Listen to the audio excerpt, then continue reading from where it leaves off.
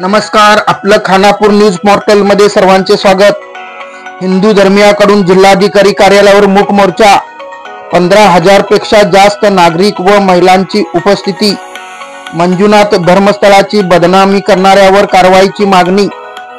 कर्नाटकातील सुप्रसिद्ध मंजुनाथ धर्मस्थळ तीर्थक्षेत्राला बदनाम करण्याचा प्रयत्न काही व्यक्तींनी सुरू केला असून एका मुस्लिम यूट्यूबरने या ठिकाणाविषयी खोटी माहिती व दिशाभूल करणारे व्हिडिओ प्रसिद्ध केल्याचा आरोप करण्यात आला आहे।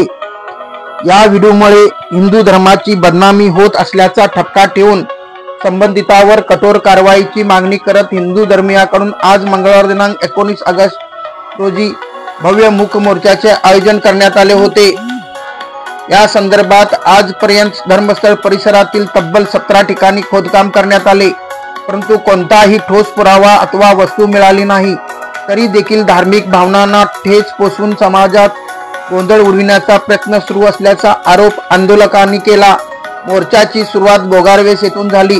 त्यानंतर मोर्चा मारुती गल्ली, गणपत गल्ली, चन्नामा सर्कल मार्गे भव्य रॅलीच्या स्वरूपात जिल्हाधिकारी कार्यालयावर धडकला। या मोर्चात साधारण 15,000 पेक्षा जास्त हिंदू धर्मीय नागरिकांचा सहभाग होता। पावसाचा जोरदार मारा सुरू असतानाही महिला व नागरिकांनी छत्री किंवा आसरा न घेता ठामपणे उपस्थित राहून आपला आक्रोश व्यक्त केला। जिल्हाधिकारी कार्यालयासमोर विविध मठाचे मठाधीश, संत, आमदार व स्थानिक नेते उपस्थित होते। यामध्ये आमदार अभय पाटील, बेळगावचे महापौर मंगेश पवार, माजी आमदार अनिल बेनके, माजी विधान परिषदेत सदस्य मानतेश कवडगीमठ, माजी आमदार संजय पाटील, भाजपा जिल्हा अध्यक्ष सुभाष पाटील, जिल्हा उपाध्यक्ष प्रमोद कोचेरी, धनंजय जाधव यांचा समावेश होता। या नेत्यांनी केलेल्या भाषणातून सरकारला इशारा देण्यात आला। धार्मिक स्थळांचा अपमान करणाऱ्यांना त्वरित अटक करून कारवाई न झाल्यास आंदोलन आणखी तीव्र करण्याचा इशारा देण्यात आला। शेवटी जिल्हाधिकारी मोहम्मद रोशन यांनी मोर्चास्थळी उपस्थित राहून आंदोलकांकडून निवेदन स्वीकारले। या आंदोलनात खानापूर तालुक्यातील हजारो नागरिक व महिला देखील मोठ्या संख्येने सहभागी झाले होते। यामध्ये भाजपाचे नेते संजय कुबल, बाबूराव देसाई, गुंडू तोपिनकट्टी, मल्लाप्पा मारियाळ, पंकज घाडी, ॲडव्होकेट चेतन मनेरीकर, मोहन पाटील, भूषण ठोंबरे, प्रशांत लक्केबैलकर, स्थायी समितीचे चेअरमन अप्पया कोडोळी, प्रकाश निलजकर, रवी बडिगेर यांच्यासह अनेक पदाधिकारी व कार्यकर्त्यांचा सहभाग होता। या मूक मोर्चामुळे बेळगाव शहरातील वातावरण तणावपूर्ण झाले होते। तथापि पोलिसांनी काटेकोर बंदोबस्त ठेवून परिस्थिती नियंत्रणात ठेवली होती। मोर्चाच्या सुरुवातीला बोलताना दक्षिणचे आमदार अभय पाटील म्हणाले की पूजनीय विरेंद्र हेगडेंच्या विरोधात ज्या पद्धतीने खोटे आरोप अनेक दिवसापासून चालू झालेले आहेत, काल सुद्धा गृहमंत्र्यांनी सांगितलं त्याच्यात जवळपास काही नाही आहे। तर आमचा आजचा आग्रह एवढाच आहे, ज्या लोकांनी ज्या मागे षडयंत्र करून हिंदू धार्मिक श्रद्धा केंद्र आहेत त्या आस्था कमी करण्याचा जो प्रयत्न केलाय त्यांच्यावरती कठोर कारवाई झाली पाहिजे आणि फक्त त्यांच्यावरती केस करू नका, त्यांना फाशी देण्याचं काम झालं पाहिजे।